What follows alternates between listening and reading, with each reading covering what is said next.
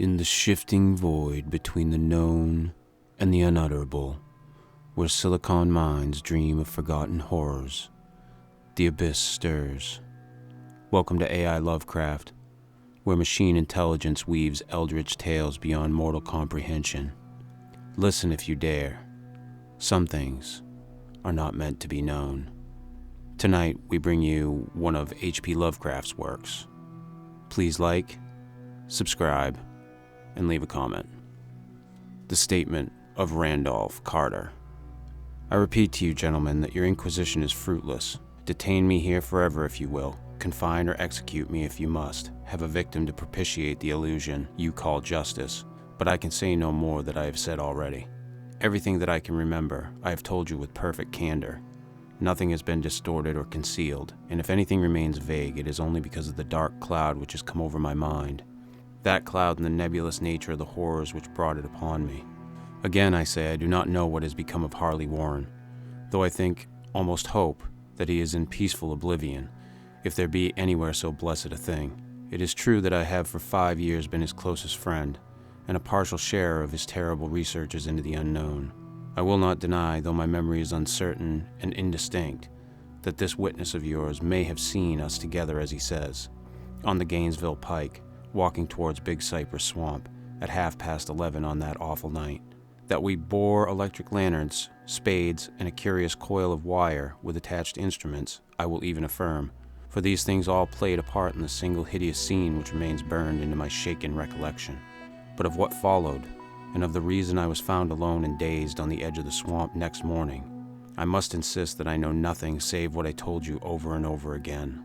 You say to me that there is nothing in the swamp or near it which would form the setting of that frightful episode. I reply that I know nothing beyond what I saw. Vision or nightmare it may have been.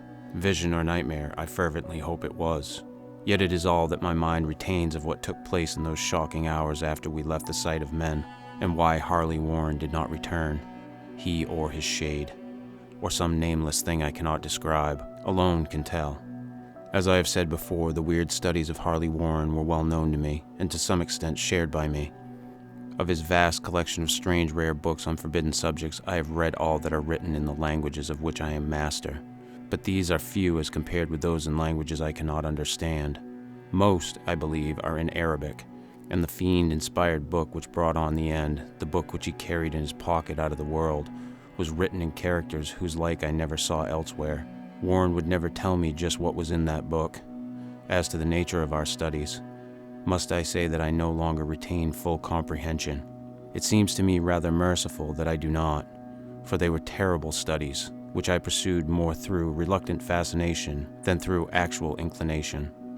Warren always dominated me, and sometimes I feared him. I remember how I shuddered at his facial expression on the night before the awful happening, when he talked so incessantly of his theory, why certain corpses never decay, but rest firm and fat in their tombs for 1,000 years. But I do not fear him now, for I suspect that he has known horrors beyond my ken.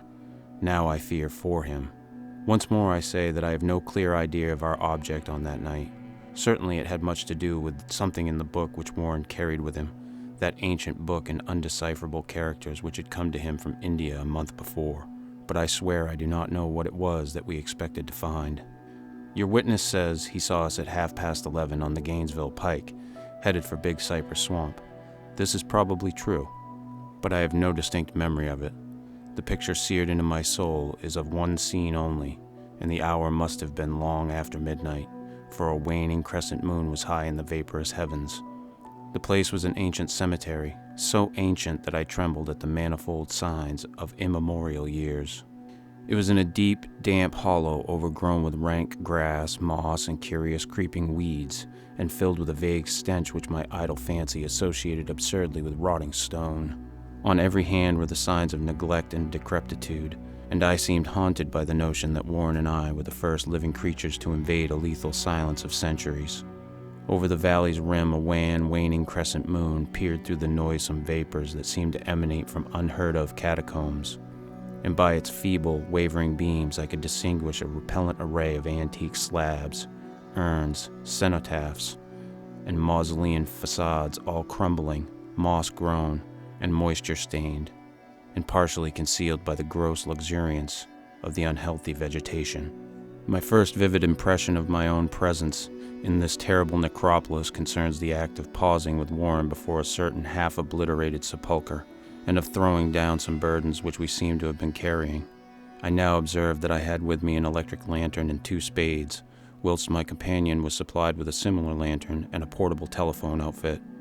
No word was uttered, for the spot and the task seemed known to us, and without delay we seized our spades and commenced to clear away the grass, weeds, and drifted earth from the flat, archaic mortuary. After uncovering the entire surface, which consisted of 3 immense granite slabs, we stepped back some distance to survey the charnel scene, and Warren appeared to make some mental calculations. Then he returned to the sepulchre, and using his spade as a lever, sought to pry up the slab lying nearest to a stony ruin which may have been a monument in its day. He did not succeed, and motioned to me to come to his assistance. Finally, our combined strength loosened the stone, which we raised and tipped to one side. The removal of the slab revealed a black aperture, from which rushed an effluence of miasmal gases so nauseous that we started back in horror. After an interval, however, we approached the pit again and found the exhalations less unbearable. Our lanterns disclosed the top of a flight of stone steps, dripping with some detestable ichor of the inner earth, and bordered by moist walls encrusted with nitre. And now for the first time my memory records verbal discourse, Warren addressing me at length in his mellow tenor voice, a voice singularly unperturbed by our awesome surroundings. "I'm sorry I have to ask you to stay on the surface," he said, "but it would be a crime to let anyone with your frail nerves go down there.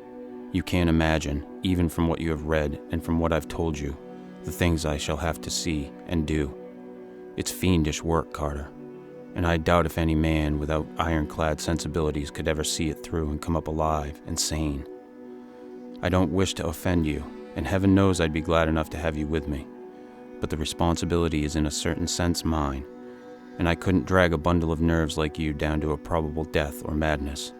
I tell you, you can't imagine what the thing is really like, but I promise to keep you informed over the telephone of every move. You see, I have enough wire here to reach the center of the earth, and back." I can still hear in memory those coolly spoken words, and I can still remember my remonstrances. I seemed desperately anxious to accompany my friend into those sepulchral depths, yet he proved inflexibly obdurate. At one time he threatened to abandon the expedition if I remained insistent, a threat which proved effective, since he alone held the key to the thing. All this I can still remember, though I no longer know what manner of thing we sought. After he had secured my reluctant acquiescence in his design, Warren picked up the reel of wire and adjusted the instruments. At his nod, I took one of the latter and seated myself upon an aged, discolored gravestone by the newly uncovered aperture. Then he shook my hand, shouldered the coil of wire, and disappeared within that indescribable ossuary. For a moment, I kept sight of the glow of his lantern, and heard the rustle of the wire as he laid it down after him. But the glow soon disappeared abruptly, as if a turn in the stone staircase had been encountered, and the sound died away almost as quickly. I was alone, yet bound to the unknown depths by those magic strands, whose insulated surface lay green beneath the struggling beams of that waning crescent moon. In the lone silence of that hoary and deserted city of the dead, my mind conceived the most ghastly fantasies and illusions, and the grotesque shrines and monoliths seemed to assume a hideous personality, a half-sentience. Amorphous shadows seemed to lurk in the darker recesses of the weed-choked hollow, and to flit as in some blasphemous ceremonial procession past the portals of the moldering tombs in the hillside, shadows which could not have been cast by that pallid, peering crescent moon. I constantly consulted my watch by the light of my electric lantern, and listened with feverish anxiety at the receiver of the telephone, but for more than a quarter of an hour heard nothing. Then a faint clicking came from the instrument, and I called down to my friend in a tense voice. Apprehensive as I was nevertheless unprepared for the words which came up from that uncanny vault in accents more alarmed and quivering than any I had heard before from Harley Warren. He who had so calmly left me a little while previously now called from below in a shaky whisper more pretentious than the loudest shriek. "God, if you could see what I am seeing." I could not answer. Speechless, I could only wait. Then came the frenzied tones again. "Carter, it's terrible, monstrous, unbelievable." This time my voice did not fail me, and I poured into the transmitter a flood of excited questions. Terrified, I continued to repeat, "Warren, what is it? What is it?" Once more came the voice of my friend, still hoarse with fear and now apparently tinged with despair. "I can't tell you, Carter. It's too utterly beyond thought. I dare not tell you. No man could know it and live. Great God, I never dreamed of this." Stillness again, save now from my incoherent torrent of shuddering inquiry. Then the voice of Warren in a pitch of wilder consternation. "Carter, for the love of God, put back the slab and get out of this, if you can. Quick. Leave everything else and make for the outside. It's your only chance. Do as I say and don't ask me to explain." I heard, yet was able only to repeat my frantic questions. Around me were the tombs and the darkness and the shadows. Below me some peril beyond the radius of human imagination. But my friend was in greater danger than I, and through my fear I felt a vague resentment that he should deem me capable of deserting him under such circumstances. More clicking, and after a pause a piteous cry from Warren. "Beat it! For God's sake, put back the slab and beat it, Carter!" Something in the boyish slang of my evidently stricken companion unleashed my faculties. I formed and shouted a resolution. "Warren, brace up, I'm coming down." But at this offer, the tone of my auditor changed to a scream of utter despair. "Don't! You can't understand. It's too late, and my own fault. Put back the slab and run. There's nothing else you or anyone can do now." The tone changed again, this time acquiring a softer quality, as of hopeless resignation, yet it remained tense through anxiety for me. "Quick, before it's too late." I tried not to heed him, tried to break through the paralysis which held me, and to fulfill my vow to rush down to his aid, but his next whisper found me still held inert in the chains of stark horror. "Carter, hurry. It's no use. You must go. Better one than two. The slab." A pause, more clicking, then the faint voice of Warren. "Nearly over now. Don't make it harder. Cover up those damn steps and run for your life. You're losing time. So long, Carter. Won't see you again." Here Warren's whisper swelled into a cry that gradually rose to a shriek fraught with all the horror of the ages. "Curse these hellish things! Legions, my God! Beat it! Beat it! Beat it!" After that was silence. I know not how many interminable eons I sat stupefied, whispering, muttering, calling, screaming into that telephone. Over and over again, through those eons I whispered and muttered, called and shouted and screamed, "Warren! Warren! Answer me! Are you there?" And then there came to me the crowning horror of all, the unbelievable, unthinkable, almost unmentionable thing. I have said that eons seemed to elapse after Warren shrieked forth his last despairing warning, and that only my own cries now broke the hideous silence. But after a while there was a further clicking in the receiver, and I strained my ears to listen. Again I called down, "Warren, are you there?" And in answer heard the thing which had brought this cloud over my mind. I do not try, gentlemen, to account for the thing, that voice, nor can I venture to describe it in detail, since the first words took away my consciousness and created a mental blank which reaches to the time of my awakening in the hospital.